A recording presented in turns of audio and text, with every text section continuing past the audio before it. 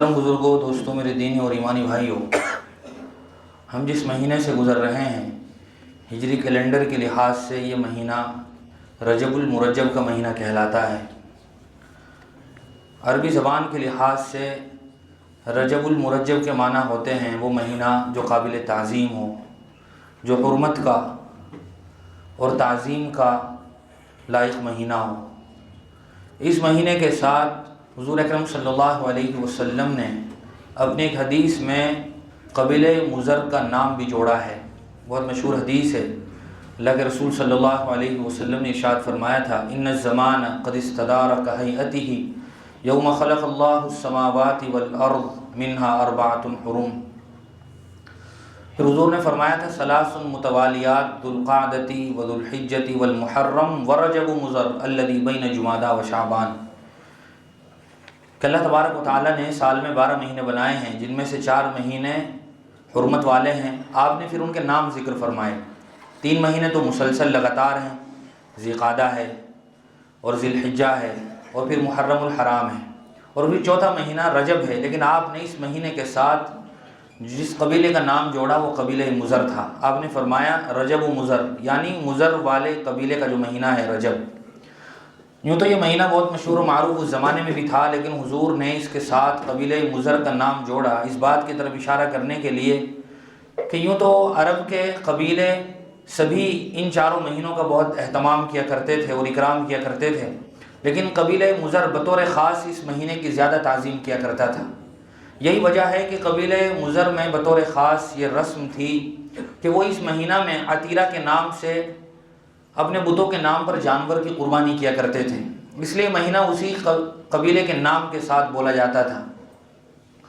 اللہ تبارک و تعالیٰ نے یہ بات قرآن کریم میں ارشاد فرمائی ہے کہ ہم نے سال کے 12 مہینے بنائے ہیں، اور یہ 12 مہینے ہم نے ابھی سے نہیں بنائے، 1400 سال پہلے بھی نہیں بنائے، بلکہ جب سے ہم نے یہ زمین و آسمان بنائے ہیں اسی وقت سے ہم نے 12 مہینے بھی بنائے ہیں۔ الگ الگ علاقوں میں مختلف قوموں اور قبیلوں نے ان مہینوں کے نام الگ الگ رکھ دیے، لیکن اللہ تبارک و تعالیٰ نے یہ 12 مہینے بنائے ہیں، اور پھر اللہ تعالیٰ نے خود اس بات کی صراحت فرمائی کہ ان 12 مہینوں میں 4 مہینے حرمت والے ہیں۔ پھر اللہ تعالیٰ نے حکم دیا، فلا تظلموا فیہن انفسکم، کہ ان مہینوں میں تم اپنی جانوں پر ظلم مت کرو، اور دوسرا حکم دیا، وقاتلوا المشرکین کافۃ کما یقاتلونکم کافۃ واعلموا ان اللہ مع المتقین۔ شاہ ولی اللہ محدث دہلوی رحمۃ اللہ علیہ نے ان 4 حرمت والے مہینوں کے بارے میں یہ بات ارشاد فرمائی کہ اللہ تعالیٰ نے بطور خاص ان مہینوں میں 2 چیزوں کا حکم دیا ہے۔ ایک تو یہ ہے کہ ان مہینوں کا احترام کیا جائے، اور دوسرا حکم یہ ہے کہ قتل و قتال کی ممانعت ہے، لڑائی جھگڑے کی ممانعت ہے۔ ان دونوں باتوں کا تقریباً ہر دور میں اہتمام رہا ہے۔ زمانہ جاہلیت جب ہم اس کا تذکرہ کرتے ہیں تو خود بخود ہمارا ذہن اس بات کی طرف چلا جاتا ہے کہ یہ وہی زمانہ ہے جس میں برائیاں تھیں، خامیاں تھیں اور ہر قسم کی رسم و رواج تھے، لیکن وہ لوگ بھی ان مہینوں کا احترام کیا کرتے تھے، اس کے لیے مختلف واقعات ہم سنتے رہتے ہیں۔ اور پھر دوسری بات قتل و قتال کی ممانعت، اس کا بھی وہ خاص خیال رکھا کرتے تھے۔ اگر کسی قبیلے کی دوسرے قبیلے کے ساتھ مدت سے لڑائی جاری تھی اور ان مہینوں کا بیچ میں آنا ہو گیا تو وہ باقاعدہ روک دیا کرتے تھے، حتیٰ کہ اپنے باپ کے قاتل کو بھی ان مہینوں میں کچھ نہیں کہا کرتے تھے۔ جناب نبی کریم صلی اللہ علیہ وسلم نے صحابہ اکرام کو بطور خاص اس بات کی تاکید فرمائی تھی، اور اللہ تبارک و تعالیٰ نے ان مہینوں کی جو بطور خاص حرمت کی اور عظمت کی تلقین فرمائی ہے، ان میں سے خاص طور پر رجب کا اگر ہم تذکرہ کریں تو اس کی حیثیت رمضان المبارک کے لیے مقدمے کی ہے۔ ہم نے سنا ہوگا یا پڑھا ہوگا، پوری کتاب جب لکھی جاتی ہے تو اس کے شروع میں عربی زبان میں اس کو مقدمہ کہتے ہیں، انگلش میں غالباً فارورڈ کہتے ہیں، تو اس میں پوری کتاب کا خلاصہ لکھا جاتا ہے کہ ہم نے اس کتاب میں ان چیزوں کو ذکر کیا ہے۔ بہرحال اس کا مقصد یہ ہوتا ہے تاکہ آئندہ جو باتیں ہم کتاب میں لکھیں گے اس کے بارے میں آدمی اپنا ذہن بنا لے کہ کیا کچھ اس کتاب میں ذکر کیا جائے گا۔ تو گویا اس مہینے کی حیثیت اسی مقدمے کی ہے، آدمی اپنے آپ کو ذہنی اور جسمانی طور پر تیار کر لے کہ آگے رمضان المبارک کا مہینہ آ رہا ہے۔ اس مہینے کی حیثیت گویا ریہرسل کی ہے، پریکٹس کی ہے۔ جناب نبی کریم صلی اللہ علیہ وسلم، صحابہ اکرام، تابعین، تابعین، بزرگان دین، سلف صالحین، اکابرین امت کا یہ معمول رہا ہے کہ وہ اس مہینے میں بطور خاص اپنی عبادتوں میں اضافہ کر دیا کرتے تھے، روزوں کا اہتمام فرمایا کرتے تھے۔ مقصد یہ ہوتا تھا کہ آنے والا جو محتم بالشان مہینہ ہے رمضان کا، اس کے لیے ہم اپنے آپ کو پورے طور پر تیار کر سکیں۔ اور اسی لیے حضور کی وہ مشہور دعا ہے، حضور یہ دعا بطور خاص رجب اور شعبان میں فرمایا کرتے تھے، اللہم بارک لنا فی رجب و شعبان وبلغنا رمضان۔ اے اللہ تو رجب اور شعبان میں ہمیں برکت عطا فرما، ہماری صحت میں بھی برکت عطا فرما کہ ہم روزے رکھ سکیں، ہمارے مال میں بھی برکت عطا فرما تاکہ ہم زیادہ سے زیادہ وقت کھانے کمانے کے بجائے عبادت کے لیے اپنے آپ کو رمضان میں فارغ کر سکیں، اور ہمارے وقت میں بھی برکت عطا فرما۔ تو جتنی بھی برکات ہو سکتی ہیں، گویا تمام برکتوں کی اس دعا میں شمولیت ہے۔ اس لیے ہمارے پاس بھی جب موقع ہو تو ہمیں اس دعا کا ورد کرتے رہنا چاہیے۔ اس کے لیے کوئی خاص کنڈیشن مقرر نہیں ہے، کوئی خاص وقت متعین نہیں ہے۔ جب بھی ہمیں محسوس ہو کہ میں فری ہوں، خالی وقت میں ہوں، تو ہمیں اس دعا کا اپنی زبان پر ورد جاری رکھنا چاہیے۔ اس دعا کی قبولیت کا نتیجہ یہ ہوگا کہ ہم اپنی نگاہوں سے برکتوں کا مشاہدہ کریں گے، اور اللہ تعالی ہماری صحت میں، ہمارے مال میں، ہمارے وقت میں، سب چیزوں میں برکتیں عطا فرمائیں گے۔ اسی لیے بھی کہا جاتا ہے کہ آدمی ان دنوں میں بطور خاص رجب اور شعبان کے مہینے میں اپنے آپ کو عبادت کے لیے ابھی سے فارغ کرنا شروع کر دے، تاکہ رمضان میں ایک دم سے بوجھ محسوس نہ ہو اور ہم زیادہ سے زیادہ وقت عبادت کے لیے رمضان میں فارغ کر سکیں۔ اور یہ ہر چیز میں ہوتا آیا ہے۔ جب آدمی صبح میں امتحان دینے والا ہوتا ہے تو وہ اس بات کی کوشش کرتا ہے کہ آج رات میں وقت پر سو جاؤں، تاکہ صبح میں جب بیدار ہوں تو میرا دل دماغ پورے طور پر کام کر رہا ہو اور میں صحیح طرح اپنا کام پیپر کر سکوں۔ تو گویا یہ بھی عبادت میں شامل ہے، نئے کام کے لیے محنت اور تیاری بھی عبادت میں شامل ہے۔ جناب نبی کریم صلی اللہ علیہ وسلم کے بارے میں تو آتا ہے کہ آپ رمضان سے پہلے اپنی کمر کس لیا کرتے تھے، شد میزرہ۔ اس کا مطلب بھی یہی ہوتا ہے کہ حضور اپنے آپ کو پورے طور پر فارغ کر لیا کرتے تھے اور پکا عزم اور پکا ارادہ کر لیا کرتے تھے۔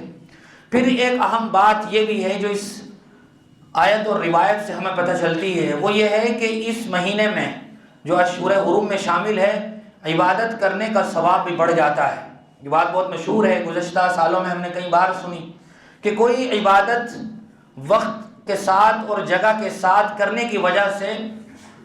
بڑھ جاتی ہے ثواب کے لحاظ سے۔